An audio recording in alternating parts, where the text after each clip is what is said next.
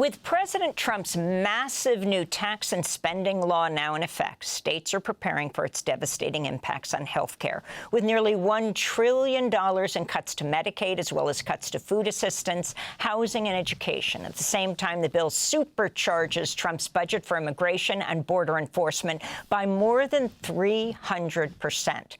Democrats like Congressmember Yassamin Ansari on the border state of Arizona hosted a read-in of 1,000 pages of the bill at the Capitol last week before the Senate narrowly passed it the same morning, and Trump signed it into law on July 4th. This is Congressmember Ansari.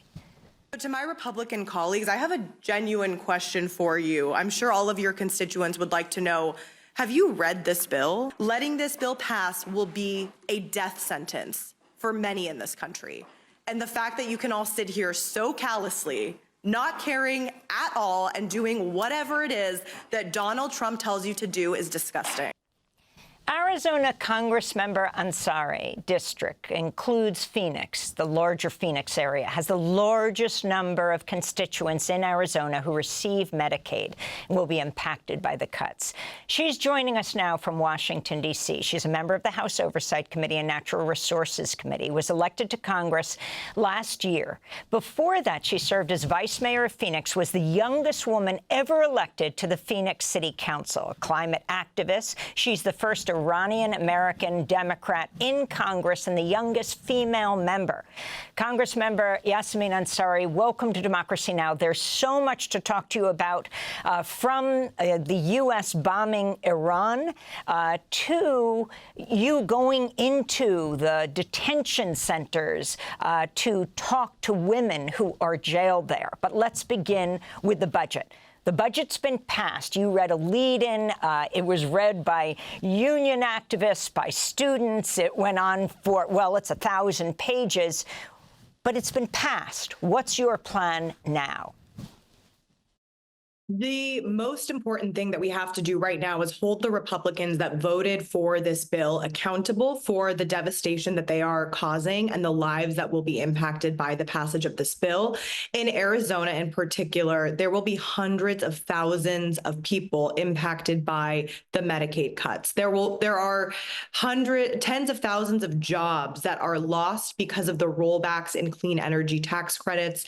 And I have spoken with conservative labor union leaders. I have spoken with physicians, owners of hospitals, who are extremely concerned about what's coming next. And the fact that we have members of Congress in Arizona who for months, and let's say years, one of them, David Schweiker, talked about how he's concerned about the deficit going up. That is the number one thing that he has been talking about as a member. This raises our deficit by $3.3 trillion. Then you have another member of Congress, Juan Ciscomani, who had said very vocally that he doesn't support cuts to Medicaid, that he doesn't support rolling back investments in clean energy. These two members of Congress happily voted for this bill because that's what Trump asked them to do. So accountability is going to be extremely important. I'm going to be doing town halls, not just in my district, but across Arizona, to make sure people know, because we do know that still the majority of Americans are unaware of this budget bill and what it entails. And Congresswoman, at the same time, the bill also has increases for both the Defense Department and extraordinary increases for immigration enforcement, $170 billion for immigration enforcement and border security. Your concerns about these priorities? Look, there are two themes that I think describe this administration thus far. It's corruption and authoritarianism, and both of those apply when you look at the budget increases for the Department of Homeland Security. The corruption, first and foremost. The private prison industry gave significant amounts of funding to Donald Trump and to helping him secure the presidency this time around.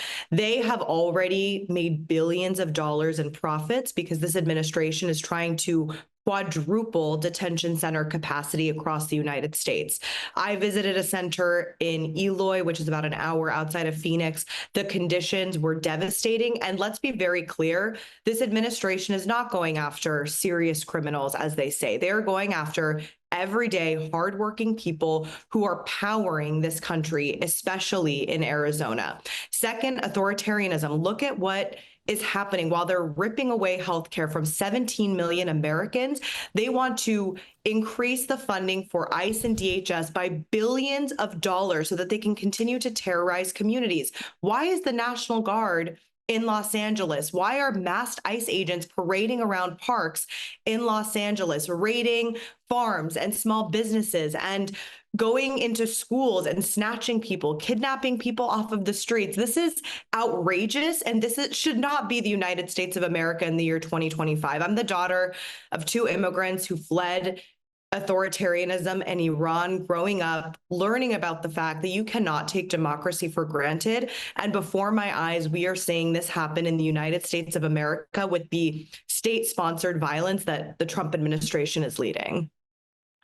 And in terms of the Medicaid and SNAP cuts, are there any possibilities at the state level to mitigate or fend off some of the worst of these cuts? It's extremely difficult because the states are already suffering. In Arizona, we, have a Democratic governor, a Republican legislature. We rely on federal support for Medicaid. We already have a lack of access to healthcare, especially in rural communities. When I visited community health centers, for example, in my district, they made very clear many months ago that with these cuts to Medicaid, there's not just the direct impact of the people who will lose their insurance. There's also the hospitals and the community health centers that will be forced to shut down because they will not have as many patients coming to them. So when you lose access to community health centers in a place like South Phoenix, for example, in my community, that will make it extremely difficult for many to be able to seek healthcare, to afford healthcare, and it's going to continue to worsen the divide and the wealth inequality and just the health disparities that we are seeing in Phoenix and across the country.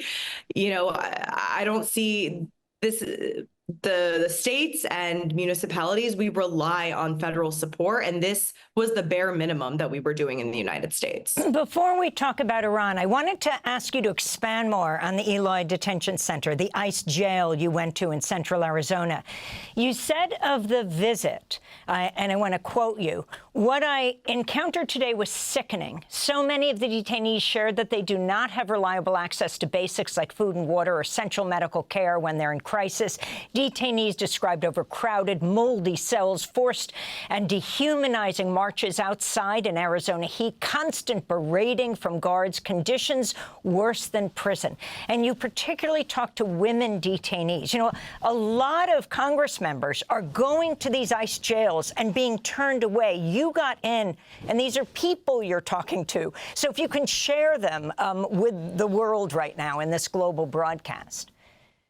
Yes, and you're absolutely right. There are members of Congress being turned away, and that is against the law. I got lucky. I went to the detention center, and I will say that getting in was relatively smooth, and it was given a tour for about 3 hours of the entirety of the detention center. I was definitely being given talking points.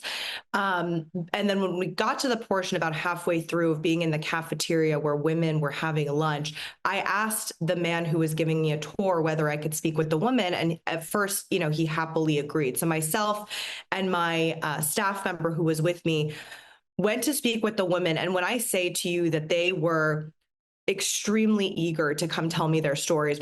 When some saw me sitting down, others rushed to me to very quickly tell me what was going on. I'm not even slightly exaggerating. The women described specific stories. Many of them told me the exact same story of how they were forced outside. They pointed to the man who forced them outside, who was in the cafeteria, and said, "He regularly dehumanizes us. He forced us outside in the heat to march around in circles over and over and over again until one woman fainted." They told me that he was screaming and yelling things like, quote, "This is the price of the American dream." I have never heard something more dehumanizing in my life. Arizona is deadly in the summer, by the way. So any sort of forced march in the heat can lead to health issues, and it did. Others described issues with the AC, purposeful shutting down of air conditioning. Then they would say that when they would ask for more air conditioning or to turn on the air conditioning, then the staff would turn on the AC so high and so cold that people would freeze and get sick. And the rooms are very much like prison cells. You don't have a lot in there. There were women in there who were DACA recipients. One of them was married to a U.S. citizen in Chandler, which is another city in Arizona. These were not criminals. This is what I want to emphasize. The administration is lying. They are going after immigrants across the board. I saw in your headlines, you mentioned the getting rid of TPS status for so many individuals from a variety of countries. This is happening. We have a travel ban. We have the stopping of the refugee admissions program. Going after Afghan refugees who have, supported the U.S. military. When you have for domestic national security policy and immigration policy being led by somebody like Stephen Miller, this is what you're going to get, and it's devastating. Congresswoman, I wanted to ask you on another note, the situation in Iran. Last month, the U.S. joined Israel's war on Iran using bunker buster bombs, 30,000-pound bombs, 14 of them, as well as Tomahawk cruise missiles. You condemned this attack. Could you talk about why you took this stand and called for an emergency session of Congress? Absolutely. First and foremost, I condemn the attack because I do not believe that the President of the United States should be conducting unilateral military action without authorization from Congress. At the bare minimum, a briefing to Congress or, an explanation to the American public of why this is essential. Donald Trump conducted and is still conducting the entirety of his foreign policy decision-making as it pertains to this issue via post to Truth Social. He has caused significant chaos within the country and devastation in terms of civilian lives lost on both sides. And then second, now that some time has passed, I think another very important point is we still do not know the effectiveness of this strike. There are misleading and oftentimes conflicting talking points coming out of the administration. You'll have the intelligence agency led by Tulsi Gabbard saying one thing, and then the Department of Defense led by Pete Hegseth saying another. That's extremely concerning. And when it comes to policy pertaining to a country's potential nuclear ambitions, it is very possible that what the United States' unilateral action has now caused is an Islamic Republic regime in Iran, perhaps even more emboldened, perhaps even more intent on building a nuclear weapon because they see that even negotiations, when you're in the midst of negotiations, you may get bombed by your adversary. So that's what I'm concerned about. We also know that reports from inside Iran demonstrate that the regime is cracking down in a big way on the civilian population. The regime is not the people. The people of Iran are vehemently against their regime. They have tried to protest and demand freedom from this regime. And it's so difficult because this regime is entrenched across many facets of society. So there are layers of issues to this. But again, from a U.S. national security perspective, I always think congressional authorization is vital. And then a clear plan and a clear outcome and defined outcome, and that did not exist in this case. Congressmember, we just have 30 seconds. You are known as a young climate activist before even you got into the Phoenix City Council, not to mention Congress. Can't end this without talking about the horrific flooding in Texas. Over 100 people are now dead. People are saying, who could have predicted this? But isn't that the definition of climate change? Unpredictability.